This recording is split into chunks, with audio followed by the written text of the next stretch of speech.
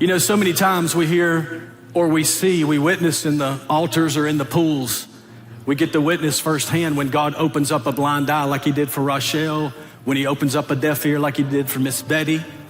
But there's many times when people get in the waters with sickness, disease, situations, and we don't hear those stories until later on. We'll get a Facebook message or a text message will come through or an email or a phone call. And I had one that came through last week, I believe it was, from a precious grandmother in Newport News, Virginia. Can I share that with you? 7 of you want to hear it? You know, I shared in our leaders' pre-service meeting with our leaders that you know it's serious when you write handwritten, front and back. And then when it's in cursive, oh, the devil's had a bad day when it's in cursive.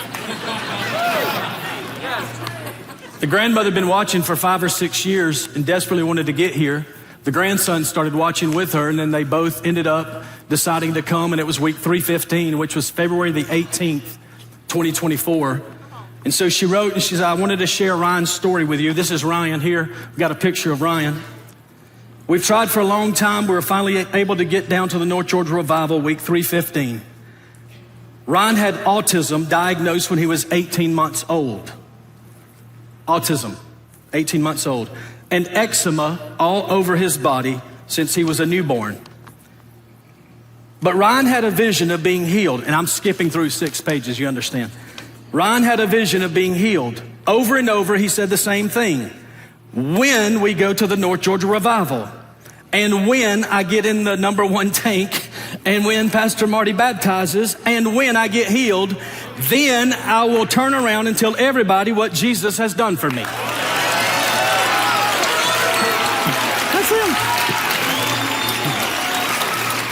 She said it was a long trip from Newport News to Dawsonville. It took us 12 hours to drive.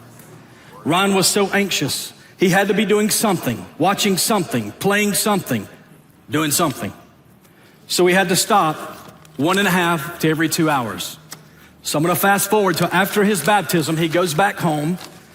She said, when Ryan returned home from school after our trip to the North Georgia Revival, we began to see changes. Ryan was picked for Odyssey of the Mind because he was very artistic. When he got back, the gift increased. He is now designing and sewing costumes, making all the scenery, help writing the script, even making peace between his teammates.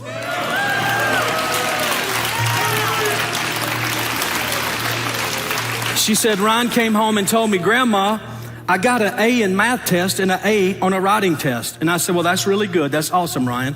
He said, no, Grandma, you don't get it. Before my baptism, I was getting F's in math and reading.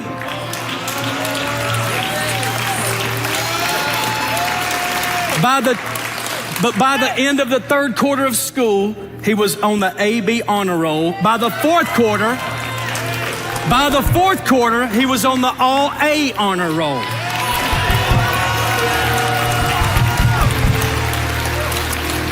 At the graduation from grade school to middle school, Ryan got a special award for the most creative 5th grader.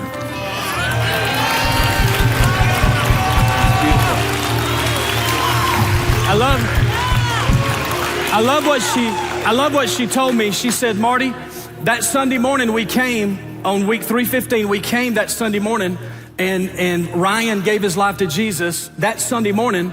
And we noticed before we even got back to the revival service that at lunch, eczema had left his neck and his arms and had gone from his legs too.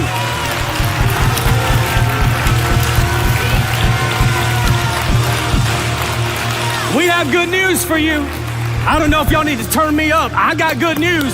That same Jesus that was here for Ryan on week 315 is here for you tonight.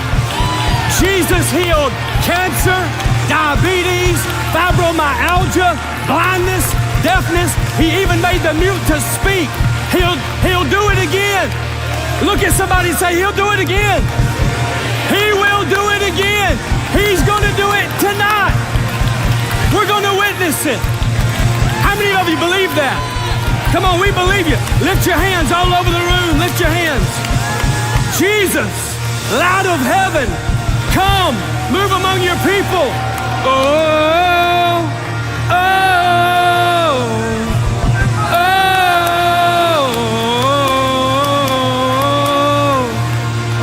oh. Come on, lift your voice. Come on, move in power, God. Jesus, come.